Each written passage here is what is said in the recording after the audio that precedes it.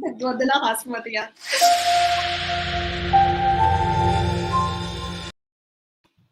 Hi everybody. Welcome back to VCTV, which is the Venture Capital TV, and it's from LATOKEN. So we start another week, another Monday, another episode, another topic, and some new speakers as well as regular speakers. So exciting! I'm excited. It's Monday. Happy Monday. Welcome back.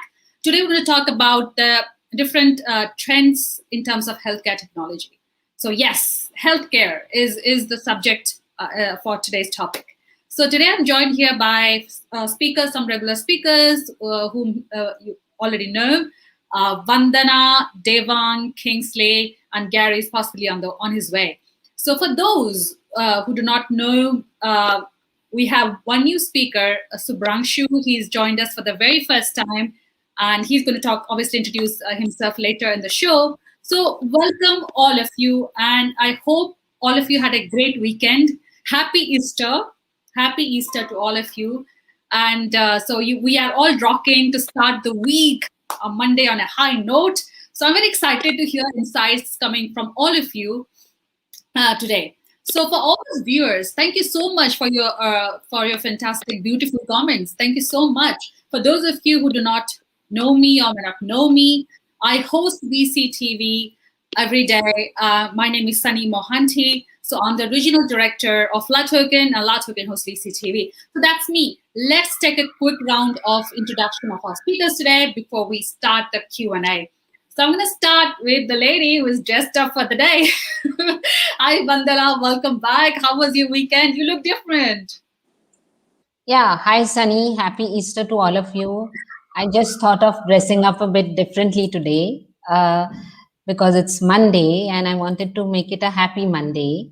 Right. Starting with my intro, I was in Singapore and Jakarta for 15 years in investment banking. I had my own family office fund there. This is my 6th year back in India. I did some investments and I went back to advisory. Currently, I'm connected with 200 investors globally. I'm in India, Gurgaon. I pick up global deals, typically $1 million to $25 million, and we are sector agnostic, so feel free to reach out to me. Thank you, Vandana. You're looking beautiful. Thank you. Thank you. Welcome back. Fantastic. Next up, Kingsley. Kingsley, welcome back. How are you? How was your weekend? Thank you very much. Happy Easter. Beautiful weekend. We had a great barbecue. Right. My best friend and co-founder of FGC Group, Tony Evans, you know him, just got engaged. So congratulations to him. I'm very happy about that. That's one positive thing coming out of the COVID. I'm a serial entrepreneur, investor, and commercial real estate, healthcare, payment system, and every other thing out there for blockchain we do invest in.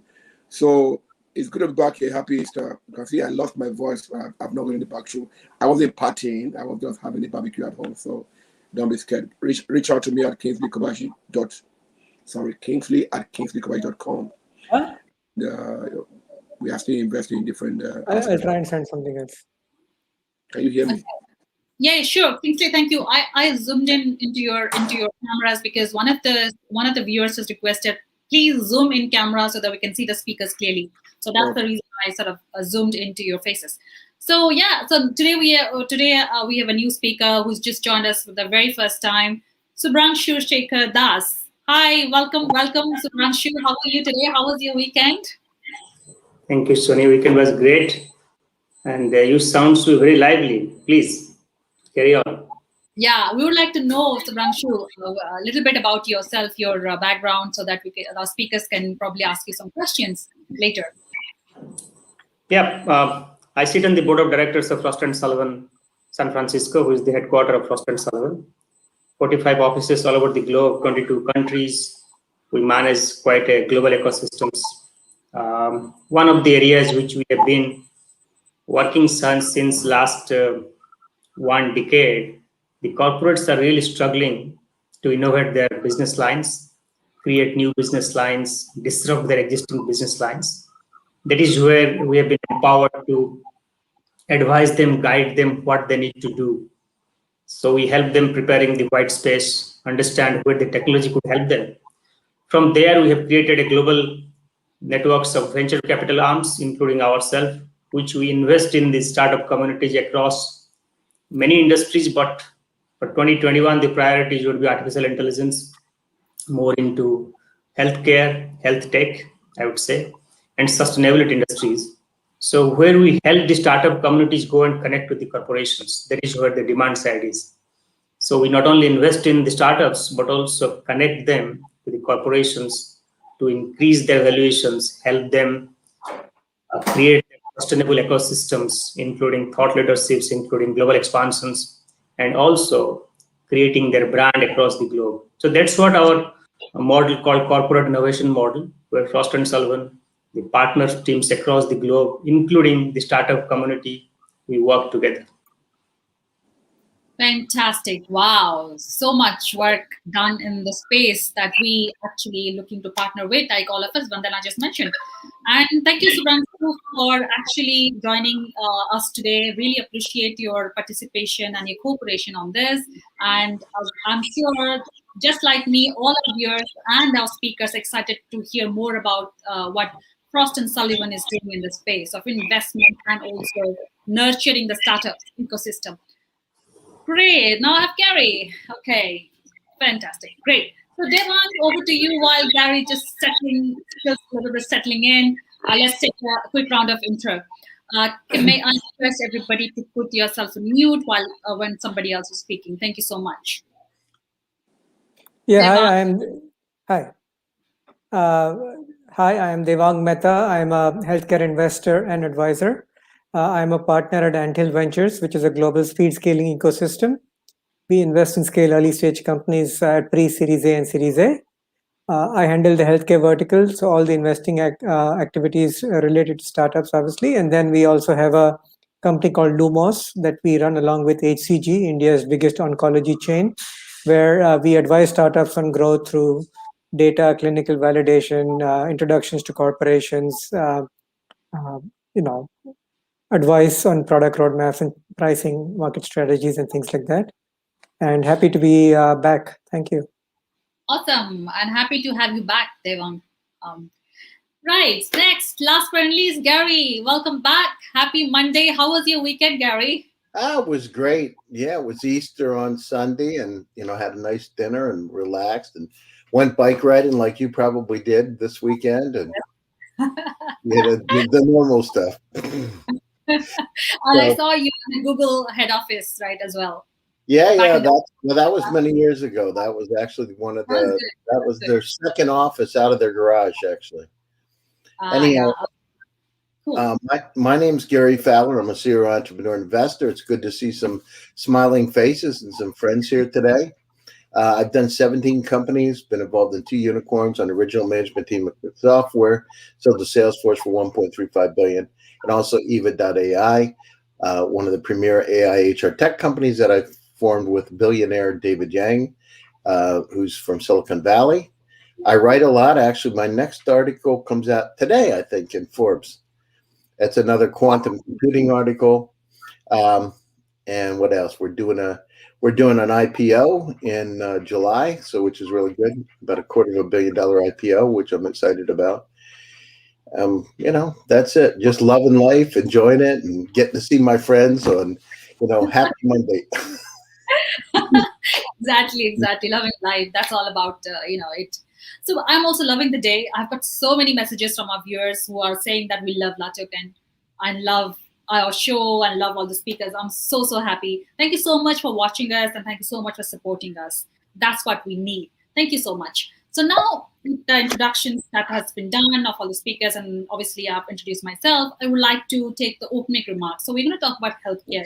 We bring back this topic into VCTV because we have a lot of startups who have reached out to us in health tech space in different verticals, actually, because healthcare as a sector is a huge sector. It consists of hospitals, it consists of clinics, it consists of pharmaceuticals, it consists of insurance. If you consider it's one big bundle, you can't just separate one from the other. They're all interconnected. So hence we keep on, sort of discussing about this topic to understand what exactly you all are doing in the space as investors, as consultants, as in startups as well. So let's start with a very broad, open question, and after that, I'm going to drill down a little bit in depth into the questions, into the space. So we're talking about the healthcare trends. So let's start with some opening remarks to understand what kind of innovations we have seen since the pandemic in the healthcare sector. Vandana, would you like to take this first? Yeah, sure. Since the pandemic has started, there have been many innovations everywhere. We have digitally transformed into almost everything. We have e-clinics now. We have telemedicine. We have e-hospitals. We have several pharmacy apps. We have a lot of AI and machine learning connected with the health space, where we can get a lot of assistance immediately. So I think there are many innovations that have come up. Also in stem cells, stem cells technology that are helping people to get cured.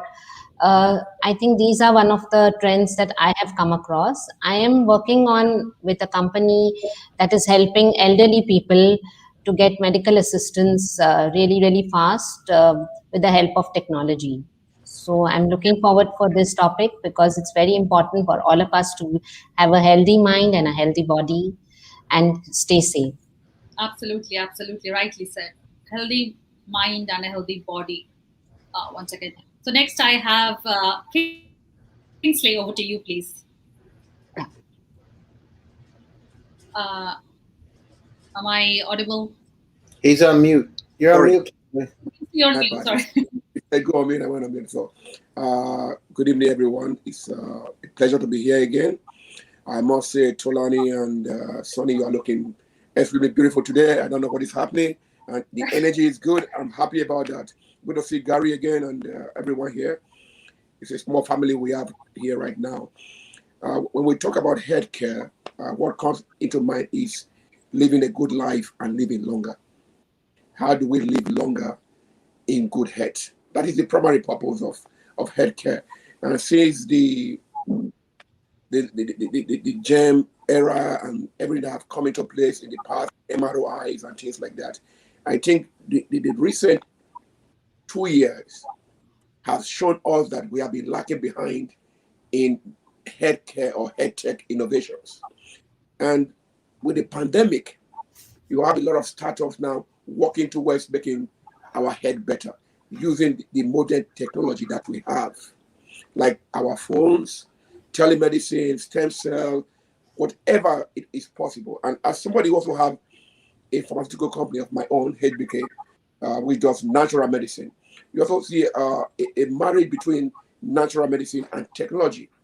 And then you also have the improvement of the way we live, which actually affected our health in the first place. You know, we are living better, we are working out better, we are eating more heavy. So these are all, it's an ecosystem that work together. We are not just talking about the technology, it's growing, but people are also becoming more conscious of what it takes to be healthy.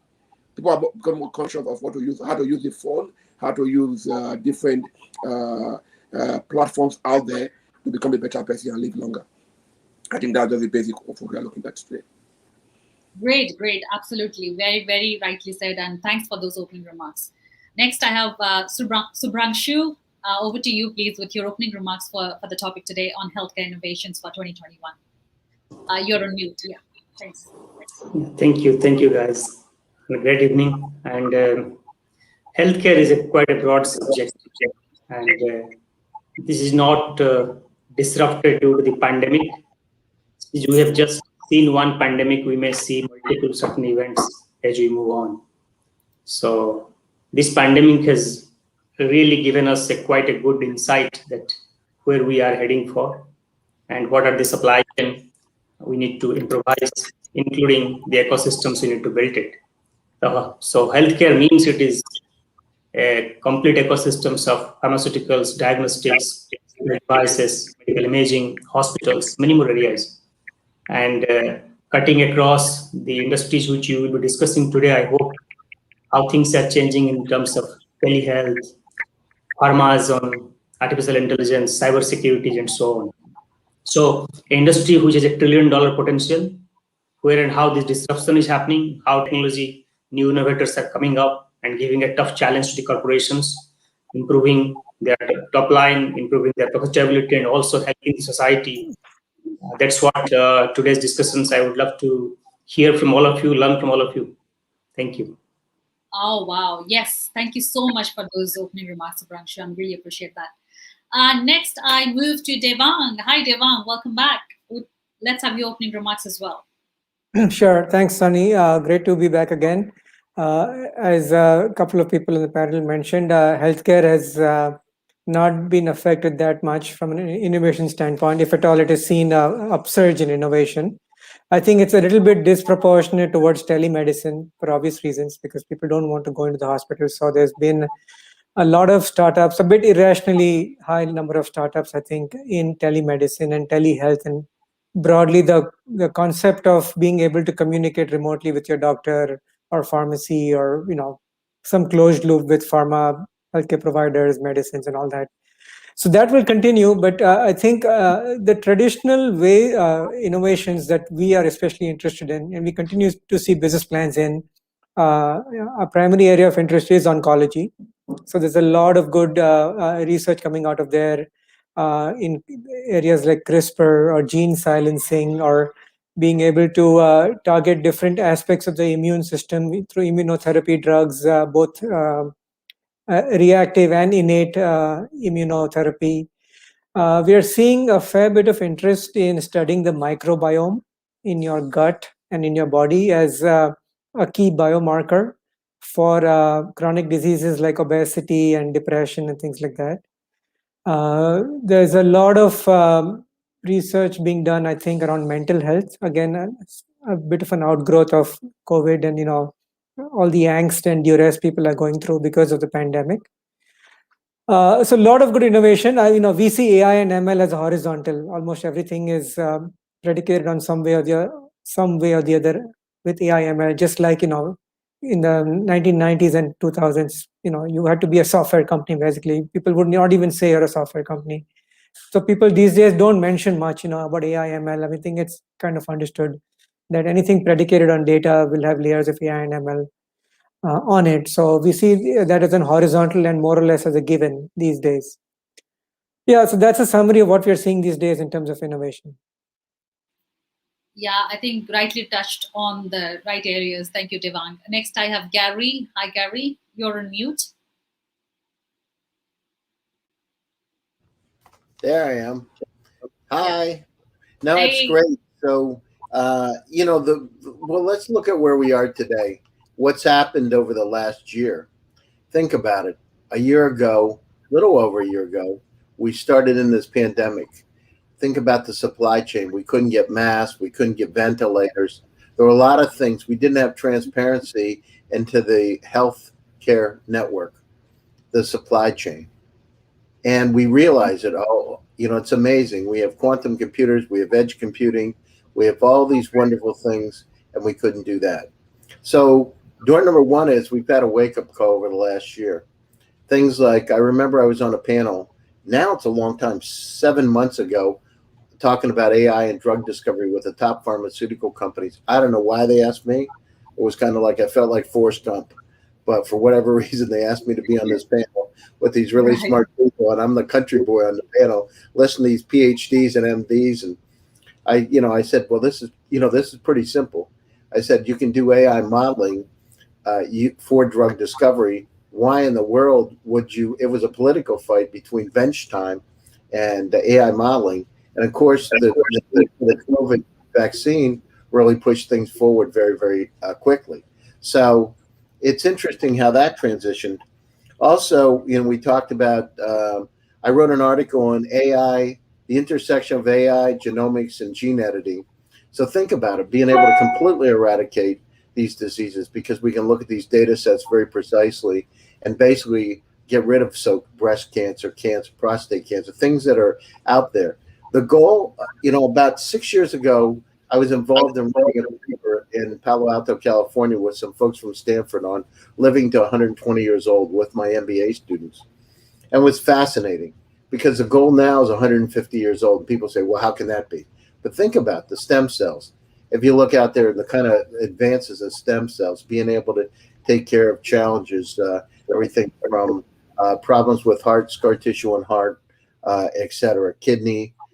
It's just incredible. So, where we are today is we've got the Internet of medical things that are going to really propel us forward. You go into a doctor's office, they're not connected, right? Inside a doctor's office, not connected. Then at the same time, we need security, and the challenge we have is with the quantum computers coming out, all our data is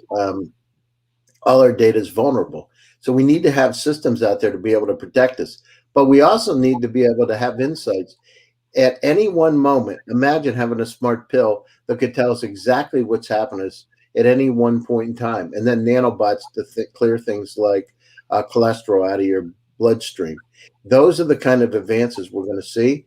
And then as we're going more and more forward, and we start to really blend and become, part human and part robotic. That's already started. I mean, you've got titanium hip implants, knees, joints, all kinds of things. It's already started. And then imagine you've got a problem with your heart, being able to come up with, a heart that's actually from your tissue made so that you can have that implanted so you don't have any challenge with rejection. So we're in a dawn of a completely new era.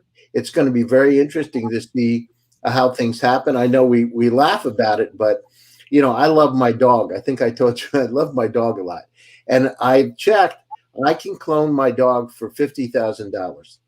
I can make my exact dog. And I know, before, I love my dog a lot. I love her as much that I would actually do it. Imagine if you can do that with a dog, what else you can do it with, right? There's all kinds of ethical questions, but I mean, essentially you could, if your brain is basically, you've got this biochemical activity in your brain. So imagine being able to transplant that activity out. And so I'm a clinical psychologist. I went to graduate school for clinical psych, and it's fascinating for me what's going to happen forward. So each one of us, we're going to live a whole lot longer. We're going to live a lot better. And we've got to go down through and make sure that we use the resources in front of us and use the artificial intelligence, machine learning, quantum computers to help us figure out what's wrong and correct it. Yeah, I'm going to move to the next question before that, but Gabby, just a quick question. So you can clone your original dog, but this original dog obviously is going to age. What about this cloned dog? Is that going to age as well? Yeah, it's the same. It's comes out as you have a puppy, and you got to go down through. You got nurture versus nature. You're not sure if the dog's going to come out exactly like yours, but still, it's kind of nice having your dog. I like my dog. In fact, she's right behind me. I'm sure you do. She's always around you. Yeah. Okay, great. Thank you so much. Talking about technology, Gary just mentioned all the technologies, but how these technologies going to change the future of the healthcare industry?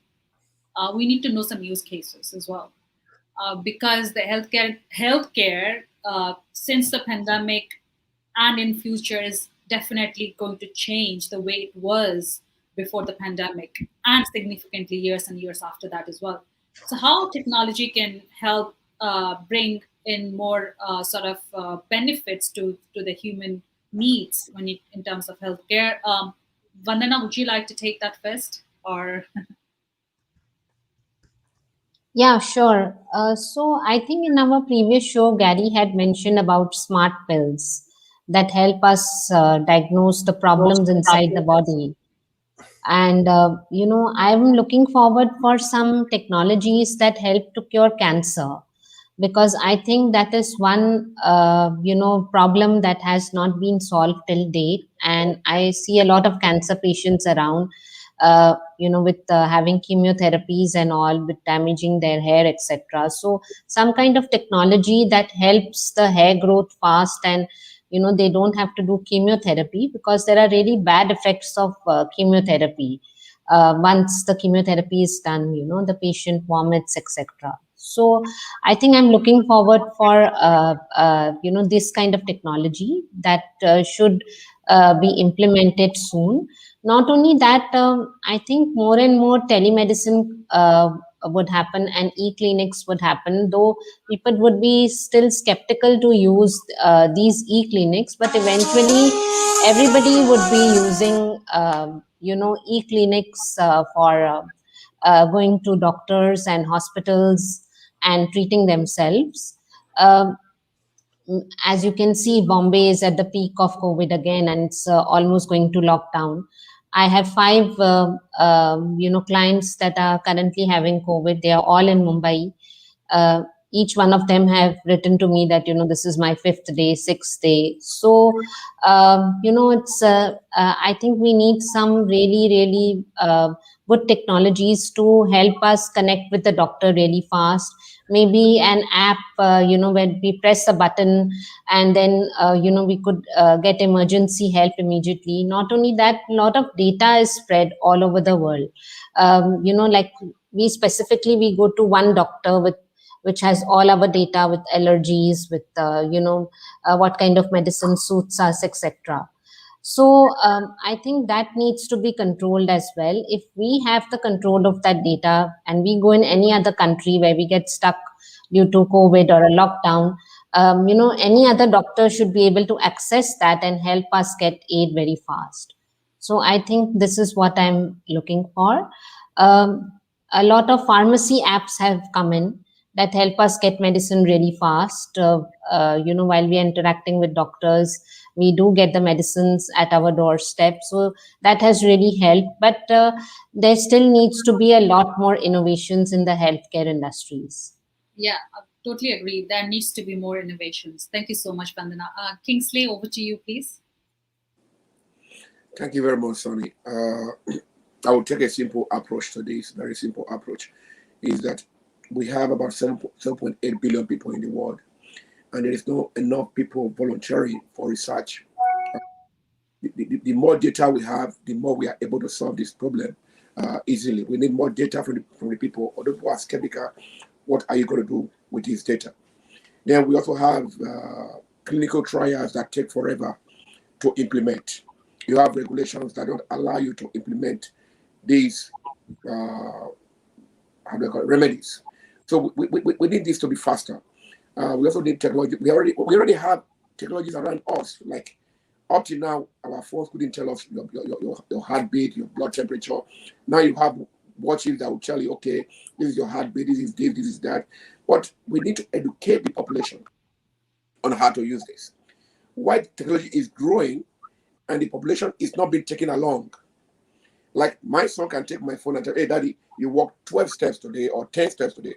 But if I don't understand it, then I'm just carrying the phone for nothing. So we need to educate people about these small things that are already available to us to use. Then another thing we have to look into is, like Ronnie said, cancer, for example. This pandemic came so quickly, and the whole world is trying to tackle it very quickly, coming up with different startup innovations like telemedicine, teleconsultation, whatever it is. But we have been lagging behind in things like cancer and other ailments that are around for a very long time because we got used to it. Human beings are we get comfortable easily. But because this is a widespread pandemic, it has catapulted us to look forward and say, oh, we need to do this now. If we were thinking like this 20 years ago, or since, okay, the first human transplant was in 1954. It's not that far away, 1954. So what have we done since from 1954 to now? Almost nothing. Although we have improved on the transplant and people are getting it easier, you can go to India and get it done in 2 days or 3 days. But I believe there are technologies out there that can take from the body tissue, from stem cells, to repair your body get damaged. We should have pills that will, repair the heart, repair the kidney, repair the liver, or even repair the damaging cells from the cancer, so that they don't go that far. Although antibiotics was discovered by mistake because of the fungus, but if we keep on trying, we also discover other things that can rectify our system. but we also need the people to be taken along, educate them on self-care. Thank you. Thank you, Kingsley. Next, I have Subhranshu.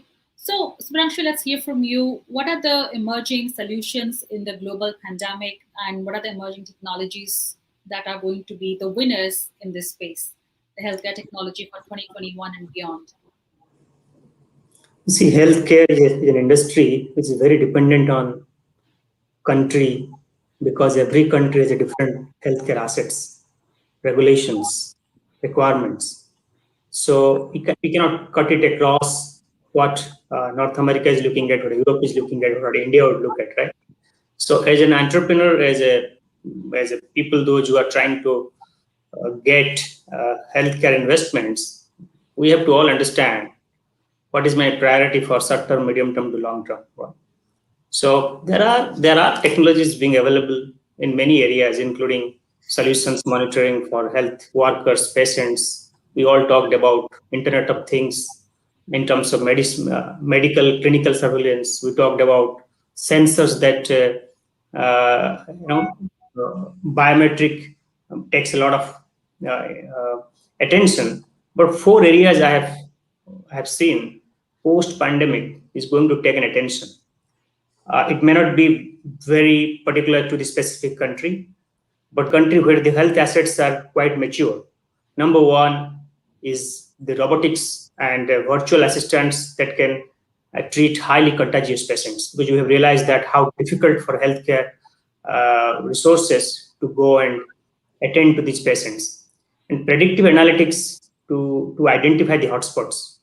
This is something is very new. After this pandemic, we realized that, wow, that's something we need to have. Drones delivering medicinal equipments to that hotspots. And 4th one, you will see the critical messaging tracking through the apps, which we have a bit of earlier as well. So these are the 4 or 5 areas we've seen post-pandemic. Otherwise, which the other gentlemen are talking about, huge set of involvement here, and there are across the dimensions. We can talk in length which country, what assets, and how we are going to deploy that. It's all about the demand and supply space which the technology has to create in that specific country. That is where we can identify which technology and what country and how to create the demand and supply. Yeah, I mean, very rightly pointed out. It's very country specific, because every country has different regulations and the health assets are different accordingly. And the drone thing is very exciting. I would like to maybe research or probably speak to you after this show about that. I can visualize a drone just flying and delivering medications. That's going to be cool, right? So thank you so much, Subhranshu, for sharing that insights, those points as well. Devang, can we go with you next? Okay, you're on mute. I think a lot has been covered. To second a couple of thoughts, drones for sure. Again, back to the crowded metros like in India, Mumbai, and all, can easily take 2 hours to go. A few miles from at peak traffic times. Lives can be saved. Critical medicines can be delivered through drones. But going back to the previous themes, again, chemotherapy is a perfect example of what should not be done. In today's day and age with so much data, if you say there's only one treatment which targets everyone equally, which targets cancer cells and healthy cells the same, cannot distinguish between the two. It's like it's like the Stone Age, in some sense. It's like almost where there's no technology available.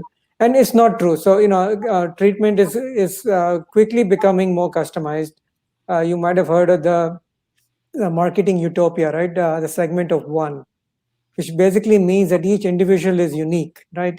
And it applies especially to healthcare, where if you can drill down to the gene, right? And you can, through CRISPR and gene editing, genomics, gene silencing, so much tech coming out, it's the utopia of biotech, to find solutions specific to an individual, delivered in a minimally invasive or non-invasive manner, with and completely surrounded by many supporting innovations like nutraceuticals and even mental health, trauma treatment, You can intersect that with Ayurveda and holistic medicine. There's so much out there you can do that each individual can really lead a very healthy, uplifting life with state-of-the-art treatment available, affordable, either through their own payment plans or through some government-sponsored health program. There's a lot that can be done and is being done today. And a lot of it is predicated on data. Right. Great points, Devang. Gary, over to you. And after Gary's has shared his insights, 2 points we're going to touch upon: the regulatory policies and how to focus on medical overspend and cost avoidance for the next half an hour. We are half an hour into the session. So, Gary, your take. Obviously, you've covered on your opening remarks, but would you like to add something in terms of the use cases like drones are there? Anything else you would like to add that in terms of technology advancement in the space that's happening in next 10 years from 10 years from now? Well, I mean, the healthcare system's all about data, right? The more data that we have and the better we can analyze it, the more we can really forecast what we need to do. And as I said, as we go down through and we start the mapping, the genetics. In fact, I sent over a couple articles to you. One is Living to 150, and the other one's my article on genetics, genomes, and the intersection. But it's really, we've got the data now. It's applying that data to make sure we do the right. If we're going to gene edit, you want to make sure you edit it the right place. But those are the kind of advances that's going to start eradicating a lot of diseases.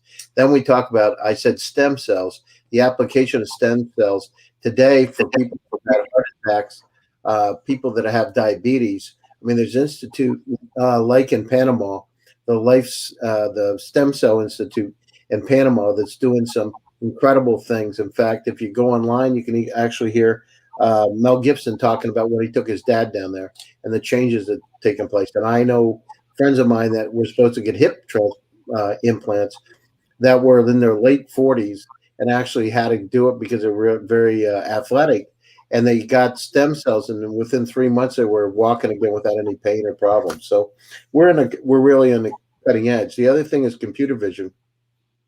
Studies like at Stanford University to identify melanoma, and being incredibly accurate. If you take the combined capabilities of 24 of the top skin cancer doctors, the actual system was as good as that. So having those kind of technologies, what does it mean? It means accessibility. Intellectual capacity is evenly spread around the world, but opportunities aren't. This now with the digital transformation starts to give us a lot more opportunities to be able to affect our lives. And it's exciting. And as I said, as we start to get down through and, Neuralink, Elon Musk, your brain is biochemical activity, and it is stored in your brain. Imagine when we can start to, put implants within your brain to be able to increase your memory capability, like a Nikola Tesla. Nikola Tesla at 6 years old had an epileptic seizure, and after that he had what's called eidetic imagery, which means you can memorize everything. So there are people, savants out there that have that capability that can memorize millions of songs, right? So once we start to unleash that, imagine you wouldn't have to go to IIT. You could just go through some type of a device that gives you that signal, much like a remote control, and all of a sudden you're updated. So instead of spending 4 years at IIT or 4 years at Harvard University, you have that knowledge. So it's going to dramatically change our lives, and these are exciting times. Indeed, exciting times. Absolutely. And VCTV bringing us all together. And, nothing can be better than this for me, at least. Thank you so much.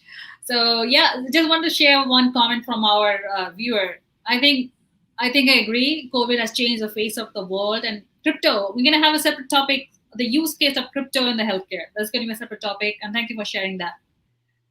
Okay, because we haven't touched up, I'm going to start with Devang. Devang obviously speaks about cancer and hospital devices and everything else. So just want to know about how to sharpen the focus on medical expenditure overspend and how to avoid some enormous costs associated with that as well. So Devang, let's start with you. If you could share some details on this. Sorry, I don't know why. Yeah. Yeah, not a problem. So I think startups will play a big role in this, right? Innovation at scale will get rolled out to the masses. In India, we're actually advising a startup that uses sputum, spit, as a biomarker for early detection of throat and of throat cancer. The incidence of which is very high, disproportionately high in India on account of tobacco consumption. Those kinds of kits can be, with the right distribution network, can be delivered to a lot of people in tier 2 cities, towns, and even villages, right? It's at scale, it can be done affordably. You just need to be, it needs to be accessible, and you need to have distribution networks and logistics network to deliver. It could be part of your annual test, right? A day is not far when you'll be screened for, cancers that, first of all, your genome testing will tell you, hopefully, what you are more susceptible to based on your, on your genes and your environment and all that. And those could be, ideally, in a utopian world, at least be part of your annual checkup. You get tested for myeloma or breast cancer or throat cancer or, pancreatic cancer. The test will just do that in an affordable way for the masses.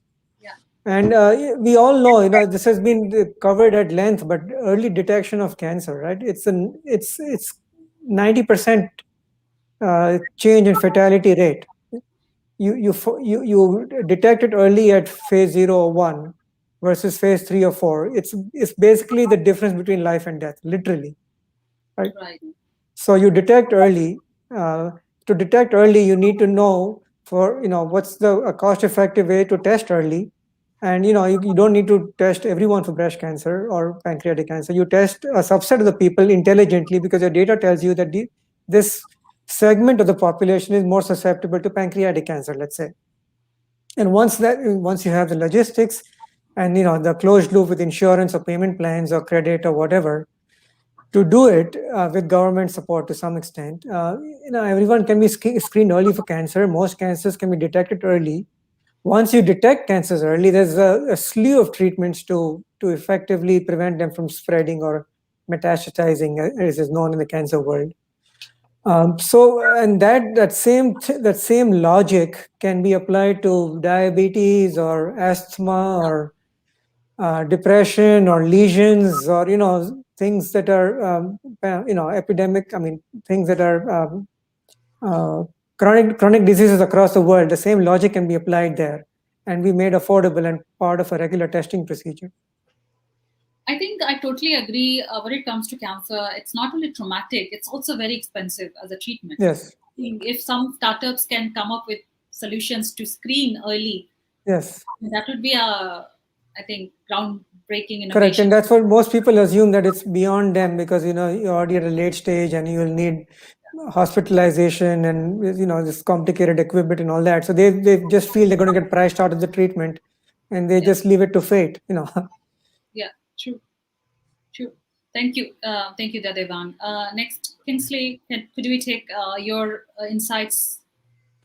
Yes, I mean, he touched very well on the subject, but as someone who has lived in Tokyo for 30 years and have my upbringing in Nigeria, and I still go back there 4 or 5 times a year, I am able to look at the two sides. For example, in Japan, if you are 30 years old as a woman or 35 years old as a man, automatically you get a letter at home every year to go and do your checkup. And it's only $5 or less. So if this can be done in an advanced world for $5, whereas you have developing countries who do not even have access to any medical checkup, not even insurance for simple healthcare system. I was very sad last time when I saw that children are dying for lack of incubators. They are born early, there are no incubators. This is something you don't think about in Japan. This is something you don't even look at. This is something that we are not even thinking about in the developed world. But it's still very much there in the developing countries. So when we talk of health tech, it's going to be regional. As we are phasing out this from this area, we should be supplying the less privileged with what we are getting rid of. It can never be the same. It can never be equal, because there's cost system there. There is maintenance system. There is healthcare workers that need to be educated about it, how to use it. So there is no way that everything is going to be proportionate. But at least let us have a system where some people are not left behind. You know, being able to get checked on time, being able to see a doctor on time works a lot. But there are people that have no access at all to medical treatment. You know, did you know that you can go to a province or a state and they have only one MRI machine?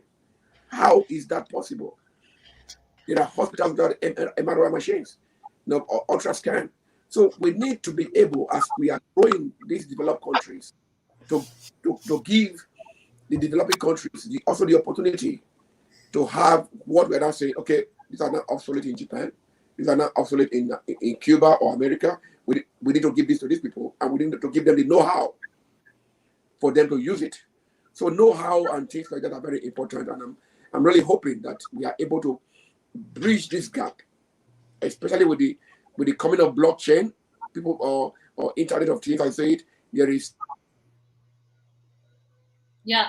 Thank you, Kingsley. I mean, it's a very good demonstration of a use case taking Japan at one end and Africa the other end. Thank you, Kingsley. Thank you for sharing those real life cases as well. Subhranshu, can we go next with this question? Next with you, yes. Yeah, I said there are 4-5 areas where things are rapidly changing. Remote healthcare, we knew it is taking a nice leap towards getting into remote monitoring and so on. One of the areas which we have been seeing a new trend is called public safety during pandemic, which is, I talked about drones, specialized obsolescence units, mobile support applications, an outbreak of visualizations and predictions, patrolling and disinfecting the robots. So this is something is going to come up very soon. And hospital care, we have seen there are huge challenge in terms of hospital cares. So a lot of autonomous systems are going to be implemented, including 3D printed ventilator valves, or maybe an artificial cough device, protective gears. Diagnostic solutions is a huge industry again, as we were listening now that how the investments are happening across remote patient diagnosis, especially disease detection kits, temperature monitoring, which is anyways very prevalent in the industries. So there are many areas of attentions towards these industries. As I said earlier, that these areas could not be fit into few of the industries, few of the countries, because it's already been mature. The assets are already created. As long as the assets are there, it is very easy to implement it. If the assets are not there, you have to start from the scratch. Right. Yeah, correct. Absolutely. Thank you. And in the same lines with Kingsley, assets needs to be there.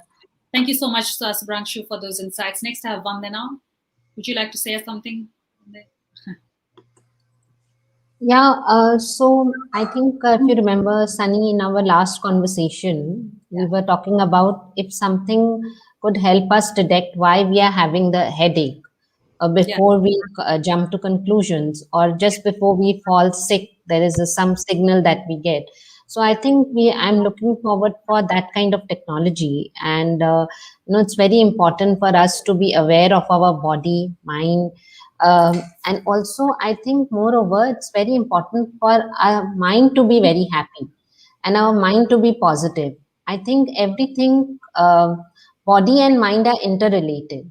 So I feel that if our mind is happy, I think our body will automatically, be healthy and happy. So I think that is very, very important. We do have Fitbit bands that help us detect a lot of things, but it's not really accurate. I have worn it a few times. So we need something more accurate that helps us, diagnose the problem.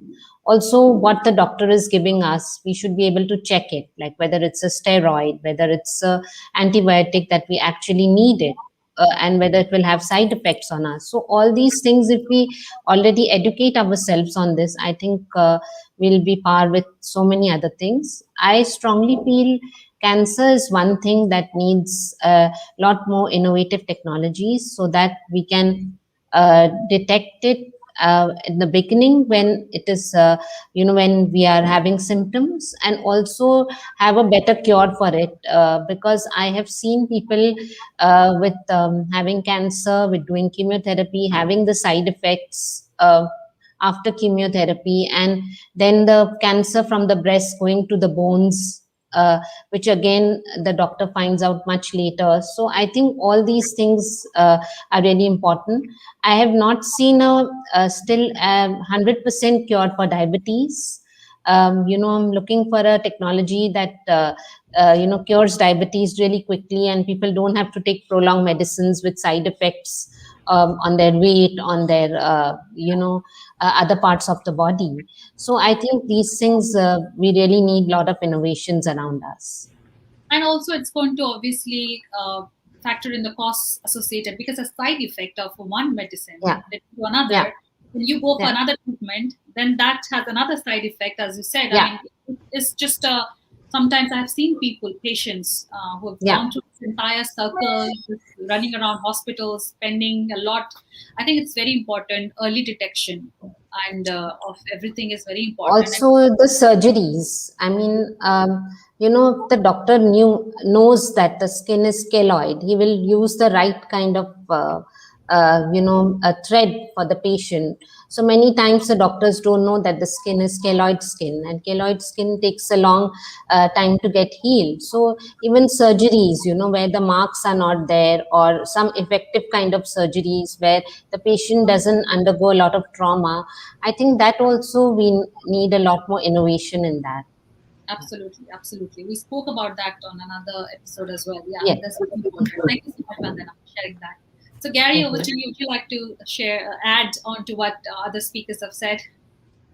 Yeah, so what I can tell you right now is that, as I said, we're, with all the intersection of all these incredible technologies, and now the addition of, the technology, compute power, and AI have come up, it's going to really impact literally everything, because it's about the data. So, being able to not only understand that you've got cancer at a 0-1 stage, but then to be able to directly go to those cancer cells and implement the drugs or radiation to be able to take care of that. I mean, one of the major problems when cells metastasize is that you take out too many of the good ones, and more than you should. So those kind of technologies, to be more surgically precise, if you will, are coming out, and it's literally it's across the board. I mean, it's the being able to understand what kind of nutrients we need to take at any one point in time. And think about it: you go to a doctor once a year. Okay, you go to the doctor, then in a day you start to get sick from whatever cancer. You're not going to be back for another year. It should be, catch it early, come up with, use artificial intelligence to help you decide what doctor to go to, who has that specific expertise, and go to that person wherever they are. So those are the kind of things that are in front of us, and really exciting. And being able to eradicate the diseases before they become a problem is exciting too. But we go down through. I mean, COVID is one of many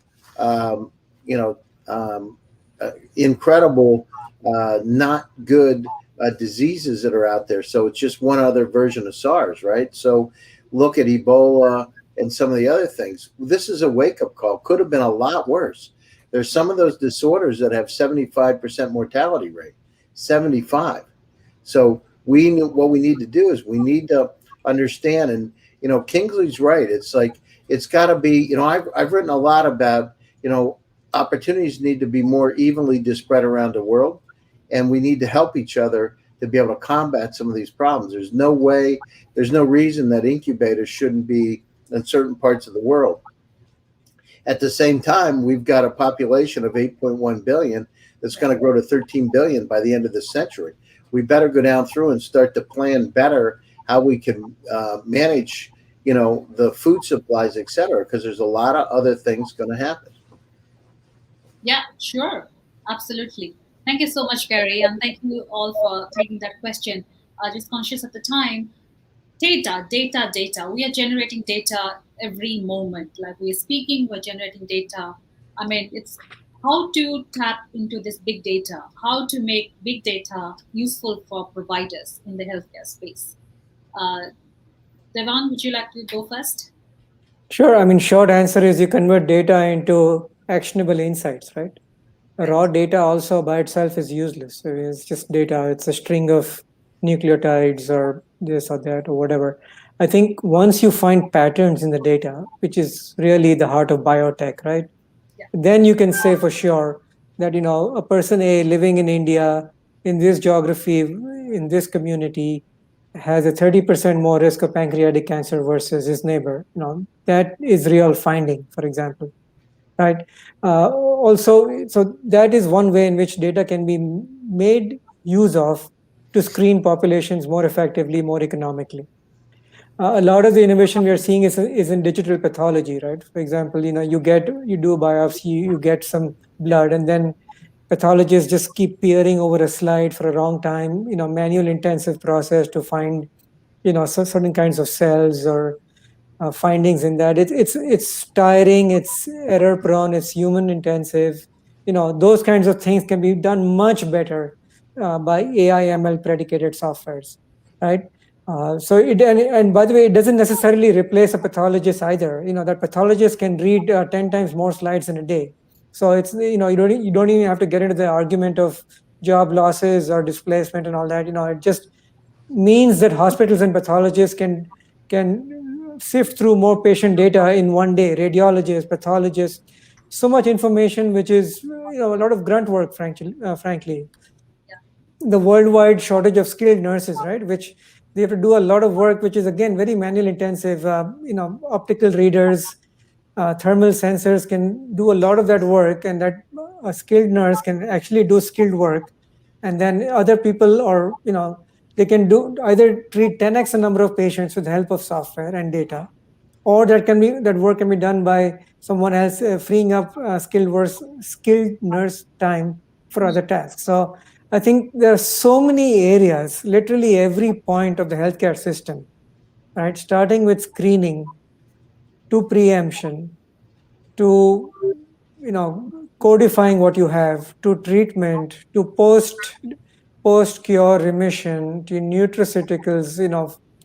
Every single step and sub step can be made better through technology, AI, ML, and data. Absolutely. I mean, no doubt in that, because my memories of a hospital, a busy hospital coming right in front of my eyes, when you see all these bloods with all these tabs kept at one place. Just imagine one simple human error. Yes, exactly.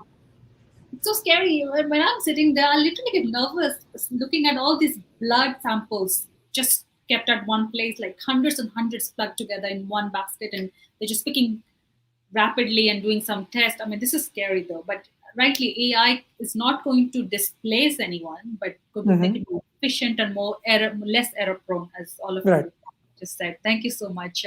Subhranshu, can we take this next with you, coming from Forst & Sullivan? No. I think Devang has already talked about data is very much needed, many more areas to do. But one of the areas we have been working with some regulators across some of the countries, we realized that health information technologies for economic and clinical health is very important. How we are using this for the use of mankind productivity, that's very important. Data could be used in multiple different areas in different segments, but how effective we are. A few areas we are also working on the insurance affordability on all these areas where you can see the payment methods are going to change, the risk analysis is going to be changed across regulations, methods of cares, or technology usage. Data makes a lot of sense in terms of in terms of the volume, in terms of qualities, but how to hold this and take it to the right context. That's something the innovators, corporations, regulators could work together and get moving. Absolutely. Regulators, obviously, is very key point you brought up, Subhranshu. I just want to show one comment coming from one of the viewers. I don't know, it's debatable. I work in healthcare. I just saw it. Is it gone? I think it's been deleted, I guess. I don't know. Oh, no, it's still there. I work in healthcare. COVID is a scam. Not sure about that. And she works in healthcare. Right. Thank you so much for that comment. Appreciate it. Okay, talking about data, I've covered. I'm just trying to figure Devang and Subhranshu. Let's go Kingsley and then Vandana and Gary. Then we'll wrap up the show. Yeah, data management. At the beginning, I did talk about data because we need to manage the data we have very well, and we need AI or smart machines. If we have smart machines, because we will say AI, people think we are going too high. But if we have smart machines, they can go through this data so quickly. You know, they go through the data very quickly, and we are able to find solution, a pattern. Find one pattern of an image in a particular area. Now, when you look at, for example, we are even lucky with the COVID because it's worldwide. When Ebola came, it was regional, and nobody really cared about it. You still have malaria in some countries, whereas you don't have malaria elsewhere in the world. So data is very important. Why don't we take? That is why I personally I follow 54 Genes, which is a company out of Nigeria that is collecting data for the continent to make sure that people in that continent are properly cared for. Now, data differ from different countries. How do you collect them? How do you manage them? How do you make sure they are secured? How do you make sure they don't go into the wrong hands and it's being used to blackmail the person? So data management has to be looked at very, very, very seriously. Then how affordable is it for them to manage this data? Can a country afford to manage this data if they cannot afford to manage a clinic, doctors of a hospital? So I think a lot of collaboration should be done between countries, between regional governments. Yeah, collaboration between countries. Kingsley, we've lost your voice. So hopefully by the end of the year, I am looking forward to a better 2022. A better 2022. We've had 2 years of headaches, problems, this and that. But with everything happening right now, by 2022, 2023, we should be all living a better life and be happier. And I'll still be here talking to you guys on Visit TV. Love that. Kingsley, same here. I'm going to be here as well. All happy, all us. Right. Thank you, Kingsley. Vandana, over to you. Yeah, definitely data needs to be managed much, much better. And we should have the privacy control, like our data should be with us. It's most of the time in the doctor's clinic and the hospitals where we go to, and where the other doctors cannot access it as well. So I think it's very important to have a lot of control over data. Look at Google. I mean, we are lucky that we have Google. We can search on almost everything. Since the time my both kids are born, everything that the doctor would give me, I would Google it. Is he giving me a steroid for my kids? What is he doing? What is the sickness? So I think that really helped me educate myself as to what is happening. So I could question the doctor as well. Not that, doctors are like that, but some of the doctors do have a tendency to give steroids. Some of the doctors don't know the background. So, the child could be allergic to something. So I think data management is really, really important. There's lots of data to be managed, personal data, as in what's happening with the body, with lots of data around the world that, like Kinsley mentioned, in some countries, malaria is more prone. In some countries, there could be some swine flu or some other disease that are more prone to. So I think depends on also region to region and where we are staying. Whether we are in Singapore, whether we are in India, whether which part of India also, that also depends on a lot what we are going through. Like you see now, Mumbai is at the peak of COVID. Yeah. And we don't know the reasons why. Pune is also at the peak of COVID, where we see other tier 2 cities, everything is fine. I mean, Gurgaon, everything is fine here. People are moving around, and we are pretty much safe here. So, so we need to have managed that kind of data. That what is it that is making it so prone over there, and to other cities it's less. So, I think it's really, really important. So it's about personalized data.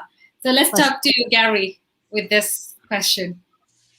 Yeah, I do want to say one thing, Sunny.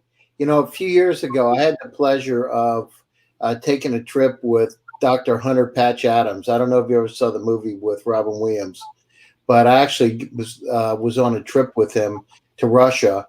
And here's one of the most amazing doctors I've ever seen. And he talks about laughter is the best medicine.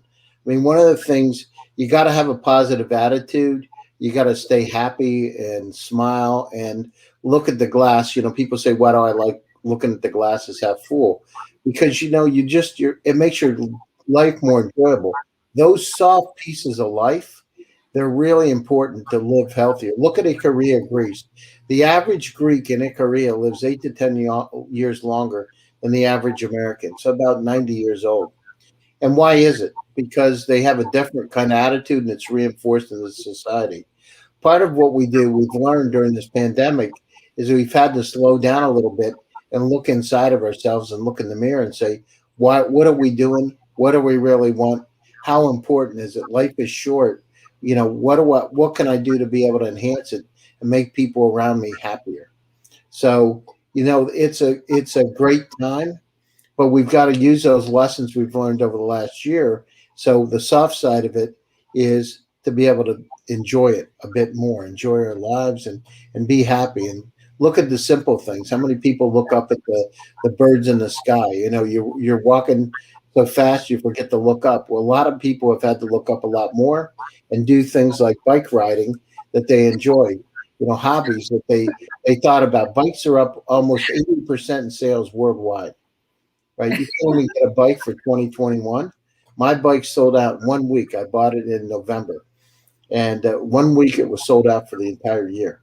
So there's enjoy your lives, have some fun. Yeah. You know what I mean? Enjoy it. There's all these technologies, but if you stress yourself out and you're focused on the negative shit stuff all the time, nothing good's going to happen. Absolutely. Take the negatives out from your life and enjoy your life. And you do biking just like me. Exactly. I just love it. I'm just loving it every weekend, honestly. I know you were going to say something about that. Beg your pardon, sorry, Kinsley. Yeah. I know you were going to say something about that because I saw you biking the other day. Yeah, biking with her mask on. Yeah. Somebody was so rude to me on Facebook. That doesn't make sense. And blah. This is Singapore. We have to follow the rules. I mean, obviously, there is no rational reason behind wearing a mask when you're really cycling. But I was not cycling. I was just waiting for the traffic to stop so I can cross the road. So I had this mask on. But anyways, thank you so much for making this panel so interesting and fun. Let's take some closing remarks because we've got somebody who just joined us for the first time. Let's hear from him. What was his experience so far? Because we all are regular speaker, like a VCTV family. So Subhranshu, welcome to VCTV family. That's what we call. How was the experience so far? Brilliant. Everything is great. And discussion is only piece of communications. But this television which you guys have put together, take it to the communities, bring challenges, case studies, allow the speakers to solve it, so that there's a productivity in terms of the discussions. So all are talented guys. they can take these case studies to solve it on their own and come back to you. So in that way, what Gary was talking about, be happy, make others happy, contribute to society. If that is possible, brilliant. Awesome. Thank you so much. I hope you enjoyed the session, and you're going to see you more on VCTV as well. Thank you. Thank you, sir. Devang, closing remarks quickly. Yes, thanks again. Always enjoy these shows. The panelists are always diverse geographically, career-wise, gender, and all that. So it's always for an engaging discussion. I just wonder when Gary sleeps. He seems to be anytime he's on East Coast, 1 a.m., 6 a.m. So that's my only worry in this. But aside from that, jokes apart, I think wonderful panel and wonderful job, Sunny. Thanks as always. Thank you, Devang. Gary would like to take that question with your closing remarks. When does Gary sleep? When does Gary sleep? Well, Gary likes. I don't think he does. All my life, I've actually liked to be able to learn, and I get so excited. I know it's wild, but if I sleep 4 or 5 hours a night, it's a lot. I just don't like sleeping. I enjoy life so much. I get up. I like to see things. I guess I'm excited to get up. I mean, I don't know what to tell you. It's like, wow. And you get up in the morning before other folks. You get to hear the birds, get to see things, get to ride your bike. At nighttime, I ride my bike about 9:30 at night because it's quiet. It's amazing. I don't know. I like it. I do take naps once in a while, though. There you go, Devang. Hopefully you got your answer. Thank you so much, Gary. Kingsley, over to you with your closing remarks. Yeah, Sonny, thank you very much. It's always a pleasure to be here. We are gradually creating a community that is reaching out to the world. Lucky to be one of those that were here from the beginning. I'm always happy to see Gary, Tonali, everybody that comes here, and I hope and wish, and I hope that we are actually imparting a little bit of knowledge to those out there, as I'm also learning from everybody. We are all learning, and we should put what we learn into use. I also hope that people from the government sector are watching and make regulations easier for us to create more technologies and medicine for people.